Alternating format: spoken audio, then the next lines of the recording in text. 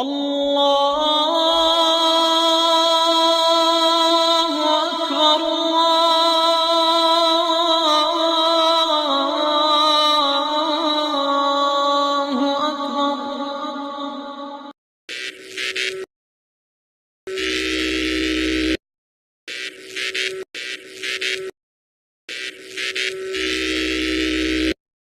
warahmatullahi wabarakatuh.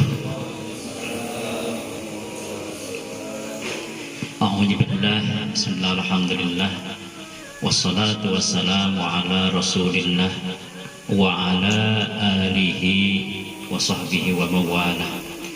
Amma ba'd. Bismillahirrahmanirrahim. Di dalam surah yang disebut namanya, pertama ada peristiwa sejarah yang ada di dalam surah itu. Jadi kita bisa menebak inti surah itu dari namanya, dari nama surah ya.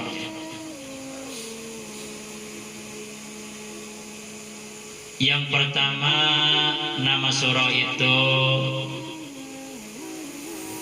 isinya peristiwa yang dialami atau sejarah. Misalnya surah Al-Maidah. Ini surah namanya Al-Maidah. Maidah itu bahasa Arabnya, bahasa kitanya hidangan.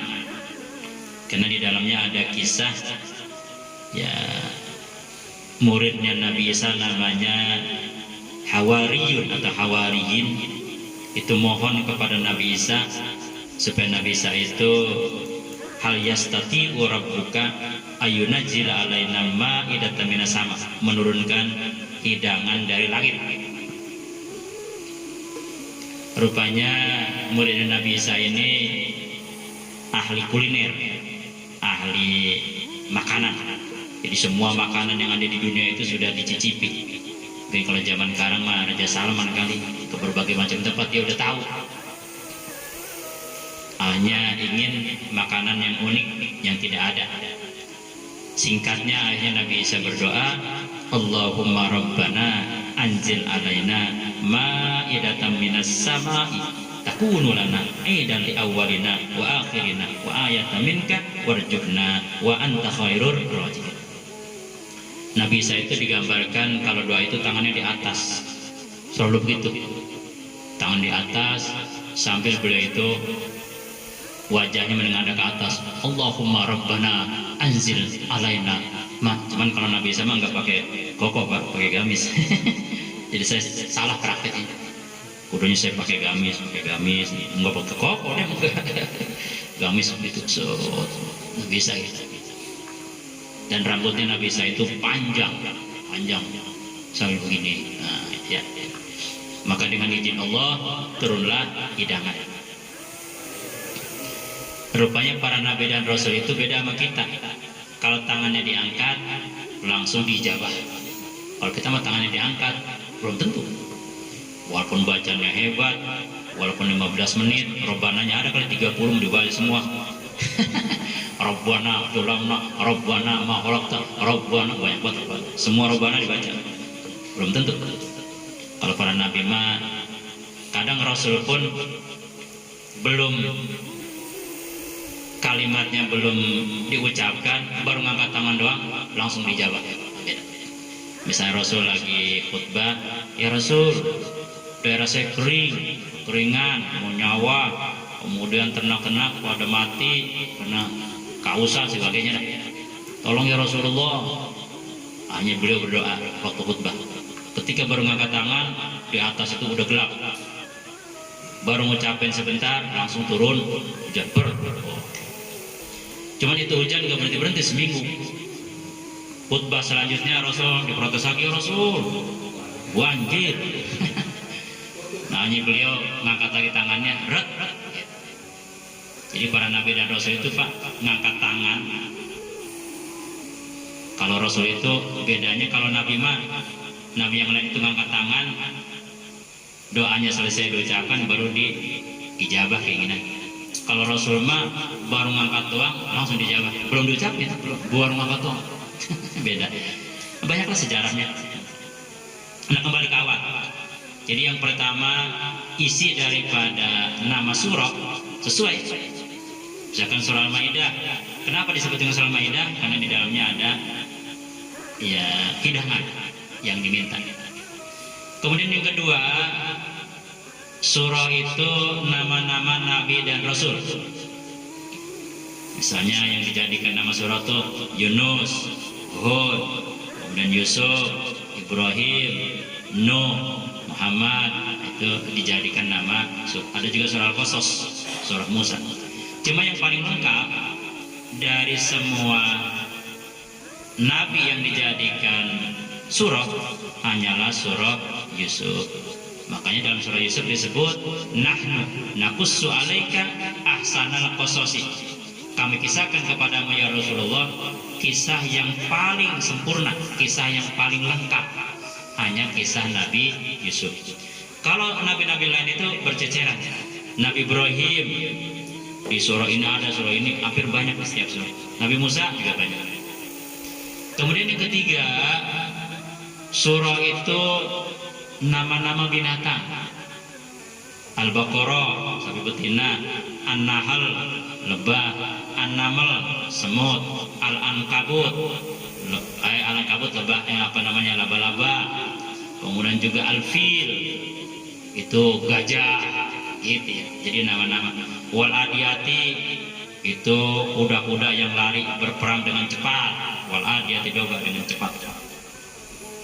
Itu nama-nama binatang. Misalnya Al-Baqarah, udah tahu semua lah. Jadi dulu ada pembunuhan, dua pihak masing-masing mengklaim tidak salah, bahkan menuduh kelompok lain. Nah, dua kelompok ini bertemu dengan Nabi Musa, ingin diselesaikan masalahnya.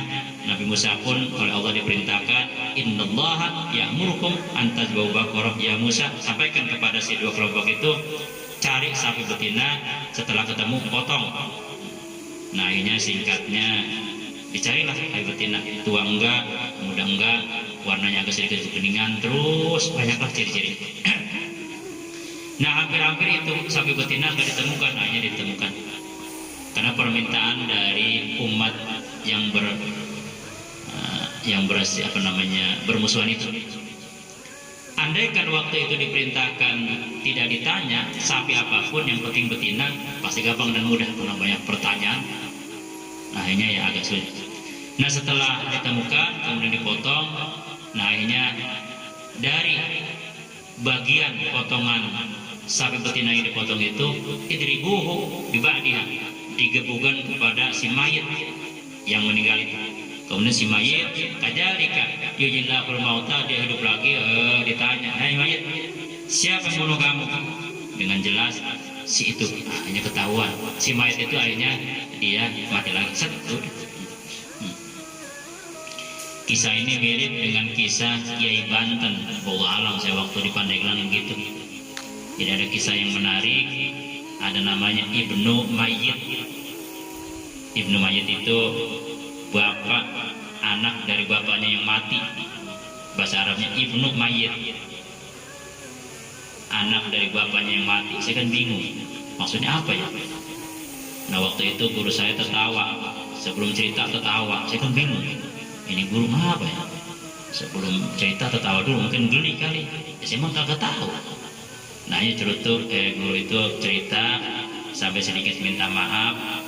Begini Jang, begini Tong, gini ya guru. Di dulu ada orang meninggal, cuman itunya kagak hidup baik. Bingungan hasil musyawarah para ulama, para kayak gimana nih? Gimana men? Lah itunya bangun baik, bingung. Gimana tuh ya? Tapi ini dinyatakan oleh dokter udah mati, tapi itunya hidup, gimana?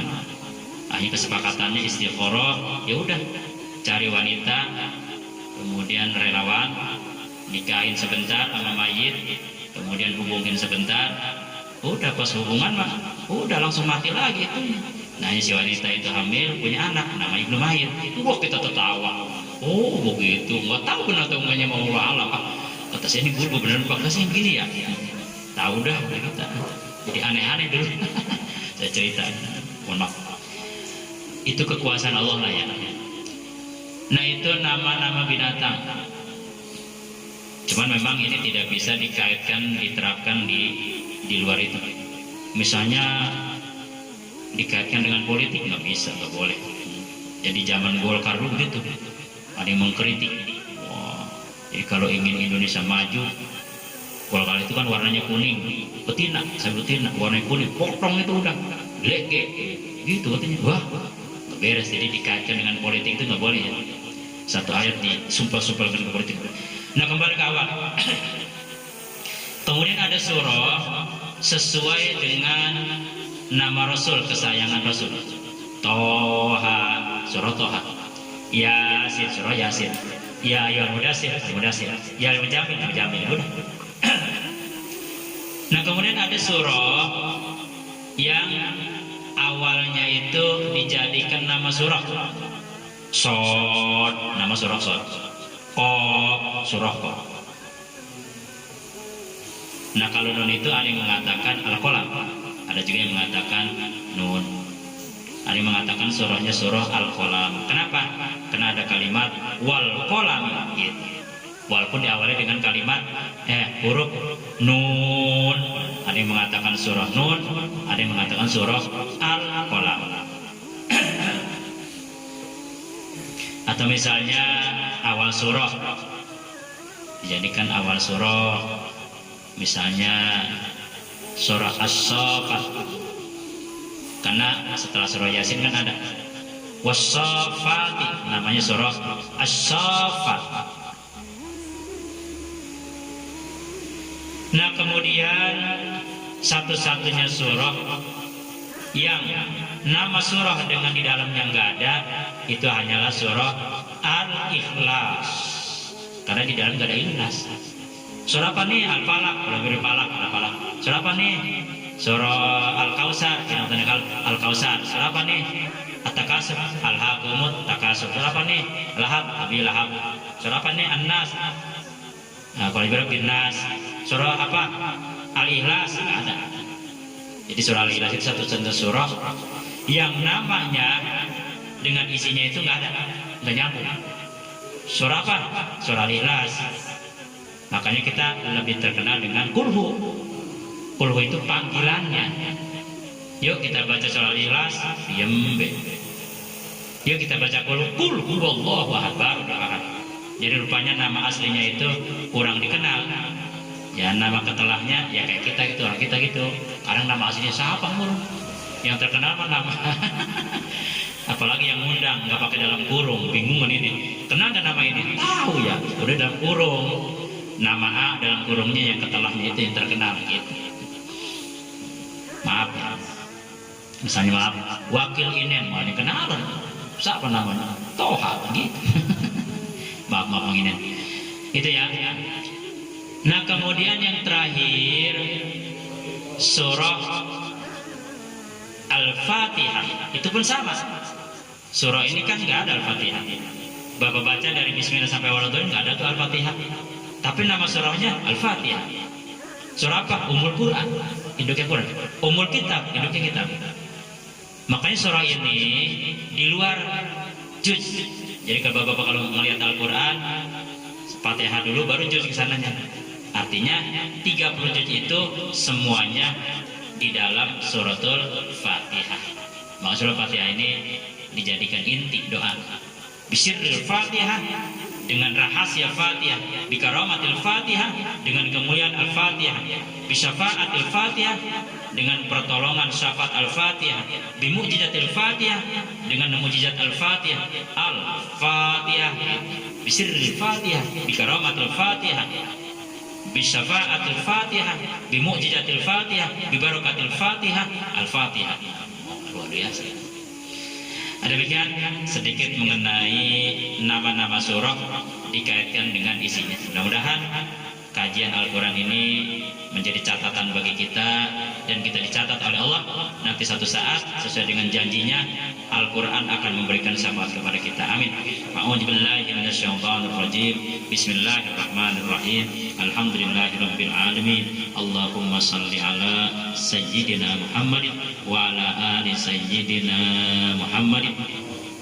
Allahumma nawwir qulubana bi tilawatil Qur'an wa zayyid akhlaqana bi jahil Qur'an wa hassin a'malana bi dzikril Qur'an wa bayyin wujuhana bi barakatil Qur'an wa nawwir abdana bi nuril Qur'an wa najjina minan nar bi karamatil Qur'an wa adkhilna jannata bi syafaatil Qur'an. Rabbana atina fid dunya hasanah wa fil akhirati hasanah wa qina adzabannar. Subhana rabbika rabbil izzati amma yasifun wa salamun alal mursalin. Alhamdulillah.